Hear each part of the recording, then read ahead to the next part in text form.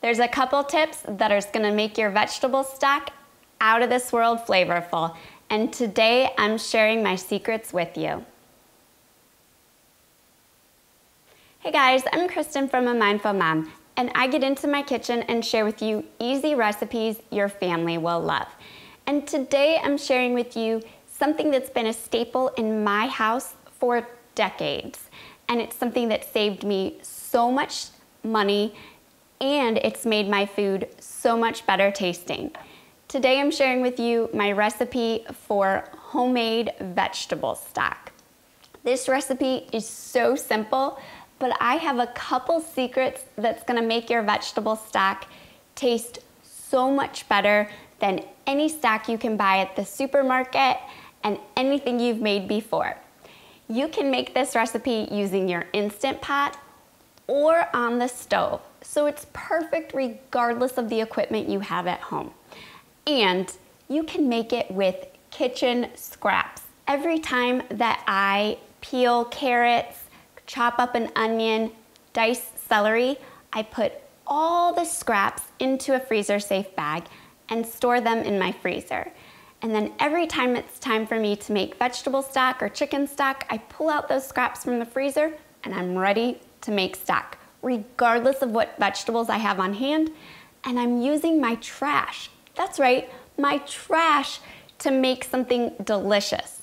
That's what I call saving money. So today though, I'm using some celery, carrots, and onions. And I'm gonna be making it in my Instant Pot. I'm using this strainer, totally not necessary. It just makes the process a little bit easier, and I'm popping it in my Instant Pot. That way, after the stock has cooked, I can strain out all the liquids and discard the solids. I do this on the stove top as well. I just use a strainer insert on a large stock pan, and then I can strain off the solids. If you don't have a strainer that fits in your Instant Pot or your pan, just strain the stock after it cooks. No big deal.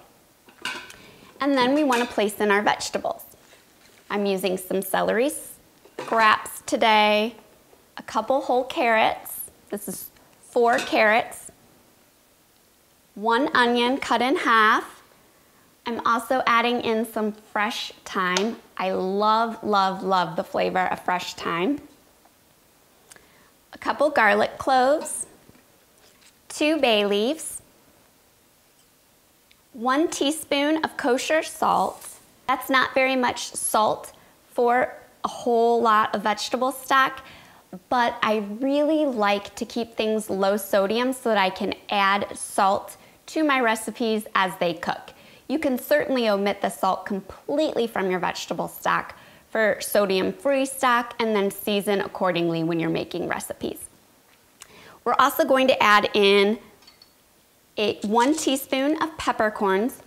Whole peppercorns are best for stock because it really infuses flavor in your stock. If you have them, great. If not, use a half a teaspoon of ground pepper. And now for 2 secret ingredients that is going to add so much flavor to your stock. We're going to add in a tablespoon of tomato paste. Tomato paste is rich, it's hearty, it's going to flavor this broth, and it's really incredible. I'm telling you guys, it makes a world of difference. My second secret is dried mushrooms. I'm using about 1 ounce of dried mushrooms today for my stock. Dried mushrooms are a bit pricey, so if it's not in your budget, go ahead and omit it. The tomato paste will make your stock super flavorful, and you won't miss that much from the mushrooms. But if you have them and you can afford them, get them. They do give this broth some umami flavor. I buy my mushrooms in bulk, and so it really just costs $1 or $2 to add this to my stock, which is still so much cheaper than purchasing vegetable stock from the grocery store, especially since I often use those scraps that I have in my freezer to make stock. So I'm adding 1 ounce of dried mushrooms, and then we need to cover with cold water. Remember, you don't want to fill your Instant Pot more than 2/3 of the way full. Same for on the stove. That will prevent things from bubbling up. At this point, if you're making your stock on the stove, you want to bring to a boil and then cover and simmer for 2 hours. If you're making in your Instant Pot, pop the lid on. Make sure your vent knob is pointed towards sealed, not venting. And then you want to set cook time for 15 minutes on high pressure. To do that, we're going to hit manual or pressure cook, and we're going to adjust using the plus or minus buttons until it reads 15. We're going to let pressure build, do its thing, and then once cook time has elapsed, let pressure release naturally. Your Instant Pot is really full, and so you don't want hot liquid bubbling out of your vent knob. So just take the 15 to 30 minutes to let pressure release naturally. And then you're gonna open up your Instant Pot.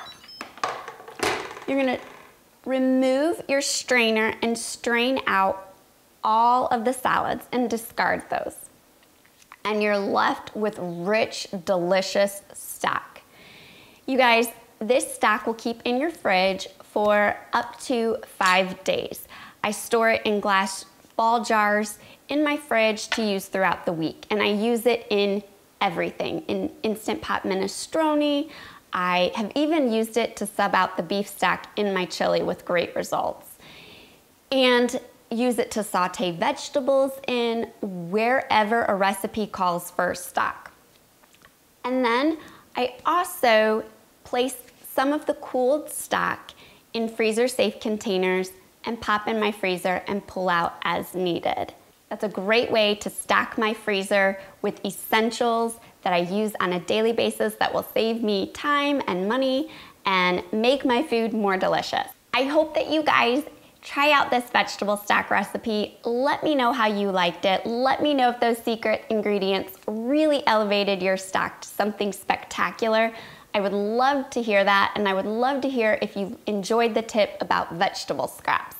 Be sure to hit subscribe so that you can be alerted to more recipes and tips that will save you time and money in the kitchen. And happy cooking.